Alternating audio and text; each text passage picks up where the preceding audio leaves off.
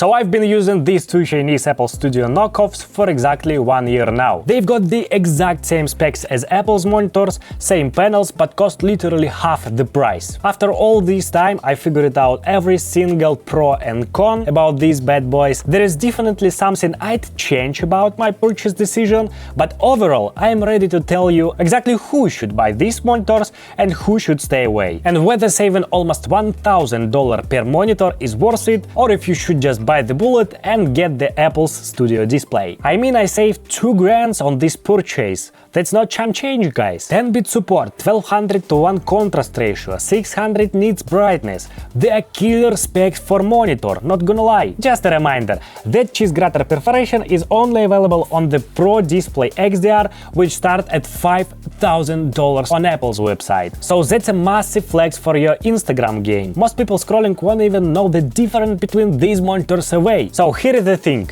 These monitors aren't officially sold in my country. I wasn't brave enough to order from Taobao because courier services sometimes place WWE without packages, so I had to literally drive to a neighborhood in country, hunt down some sketchy warehouse store in the middle of suburban nowhere and buy these monitors there. Each of these monitors cost me $1,050 in cash, not including my travel expenses, and these gorgeous stands were another $60 each. Because yeah, the monitors come without stands. The Chinese literally pulled an Apple move here. If you want your monitor to actually sit on your desk instead of floating in midair or being mounted on an arm, you gotta buy the stand separately. But here is the difference. This stand only cost $60, but it feels like a solid, well-built product made from quality aluminum. Apple stand, $400.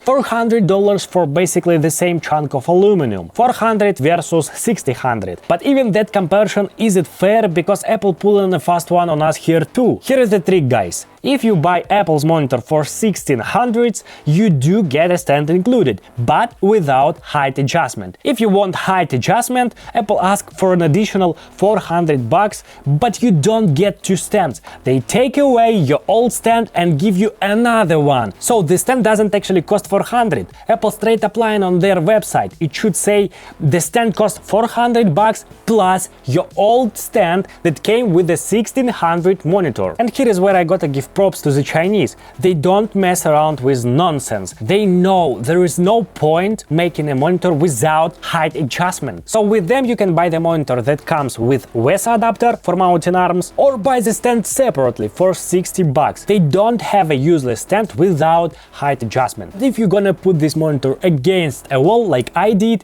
you can save another $60 because the version without perforation is about $60 cheaper. It will look like this. And now, before we figure out if saving $1,000 compared to Apple Studio is worth it, let's check out what comes in the box with this Chinese monitor. When you unbox it, you will find 3 smaller boxes inside. In the center you've got your VESA adapter if you want to mount your monitor on an arm. This lets you skip that beautiful stand and save $60. In the left and right boxes you get power cable, HDMI, display port, Type-C cable and this remote. Haven't touched it once all year. This remote is for adjusting brightness, contrast and other settings, but the defaults work perfectly with my Mac Mini. Also, if you got a console, PC and MacBook, the remote helps you to switch between them. The package also includes this Type-C to USB-A adapter. There was also this flash drive in the box, but I was too lazy to figure out what it's for, probably some drivers or something. As I already spoiled it earlier, the Kuycon can connect to your devices in 3 ways: Type-C, HDMI, DisplayPort. This means, unlike the Apple Studio,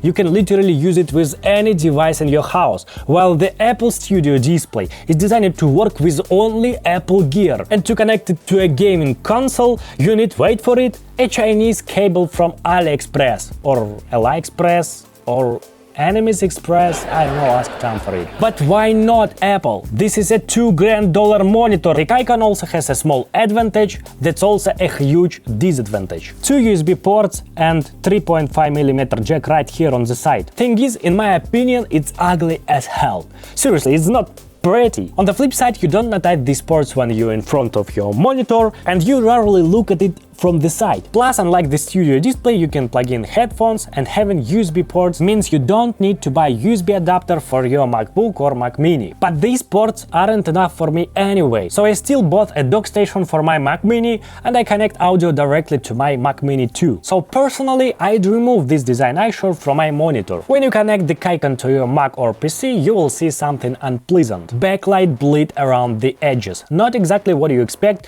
when dropping $1,000 on a monitor, but hold up before getting upset.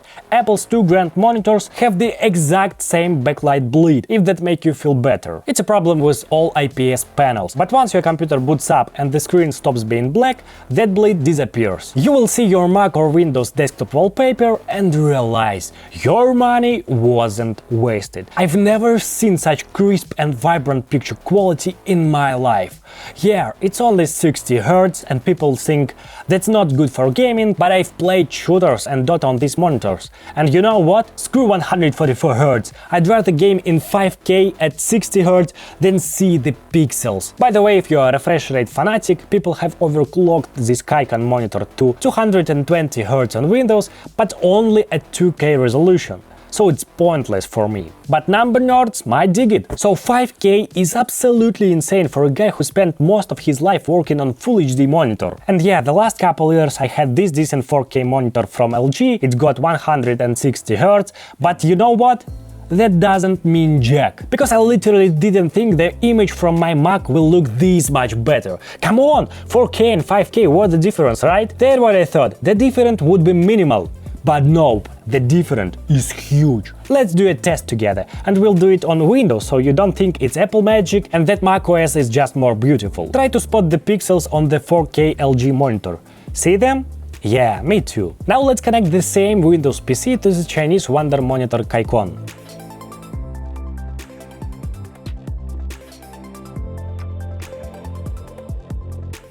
Try to spot the pixels now. I can't. Do you? Write in the comments below. I'll tell you, I don't use my 4K monitor anymore because I started noticing the pixels. They didn't stand out before, but after experiences 5K, 4K monitors are like sandpaper for my eyes. Yeah, my 4K monitor is huge, 34 inches. On a smaller monitor with the same resolution it would be better, and after a year of using these monitors, I honestly haven't found any cons. If I could buy these monitors for $600 at the price they sell in China, I'd be over the moon. The only downside I found in buying these two monitors is that I bought two. See, when I was using Full HD monitors, I constantly ran out of workspace for my work and video editing, and I came up with the perfect solution. Buy two Full HD monitors and put the timeline on one while watching video playback and managing files on the other. But when I set up two 5K monitors, I realized it pointless. You can literally fit everything on one monitor, and you don't need to complicate your life because these are big monitors and you'll strain your neck too much turning your head from one monitor to the other. So I disconnected one monitor and put it up for sale. There's just no point. Also, these monitors don't have speakers or front-facing camera like the Apple Studio display. Some will say that's a minus, and it definitely is a minus. I have to switch to my MacBook or iPhone when someone video calls me, and I use small professional studio monitors for music. But is it worth saving $1,000? I think hell yeah. At the end of the day, I'd listen to music on the professional monitors anyway. And with the money you save, you could buy an extra iPhone, duct tape it to the screen and use it as a webcam. Or you could just buy a free MacBook Air with that money, for example. Or you could finally buy this weird device from Apple. This stuff still costs $1,000, exactly the money you'd save by not buying the Apple Studio display.